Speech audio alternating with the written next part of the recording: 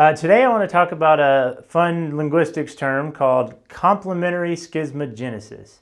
And it's not as crazy as it sounds, but that really is the reason that I like this word. It sounds so weird and just makes you say, what? But it's actually a really simple concept. It's the word I love to break out when people learn that I study linguistics and they want to know like a fun fact or something. I'm like, okay, well, I'll explain this. So it's really not as complex as it sounds. If you look at the word schismogenesis, it's really just schism and genesis. A genesis being, the creation of something, and a schism is just a break or a separation. And in terms of communication, this usually refers to two opposing types of communication. So in terms of volume of your voice, if you have a conversation with someone who's really loud, someone who's really quiet, they might want the other person to match them a little more. The quiet person will think the loud person is very loud and annoying, and the loud person will think the quiet person is timid and they can't hear them very well. And usually you don't really want to come out and say, hey, can you lower your voice, you're too loud, or hey, can you speak up, I can't hear you, in a polite conversation. So it's usually natural human behavior to hint at it. So the quiet person, they end up lowering their voices even more as, kind of hint to like, look at what I'm doing. Can you please copy me? And the loud person will speak louder to give a hint to the quiet person that they should be louder.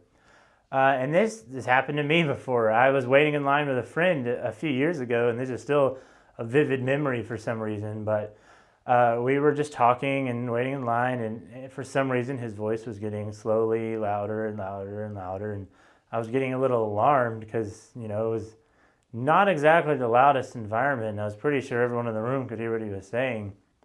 And sure enough, an older guy next to us is like, hey, can you keep your voices down? You're talking really loud. And of course I get blamed for it too, even though I'm the one trying to settle the situation. But it's just how it happens. And most of the time this hinting doesn't actually work. I mean, I think it's just natural to try to influence people to adopt your style of communication if you think there's something wrong with theirs. But I'm sure like when you learn about this, you'll probably notice it a lot.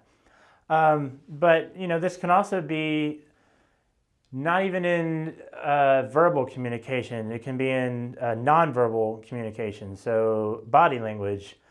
In America, we like to have a really large personal space gap between two people. And then somewhere in Brazil or another Latin American country, sometimes that's a little bit closer. Maybe those people are a little bit more, huggy and touchy and wouldn't really go well with Americans. And you could have two people from those opposing cultures standing next to each other, and the American may want to back up a little bit, and the Brazilian or another Latin American person will get a little closer, and you could have a weird little back and forth that could be awkward for both people.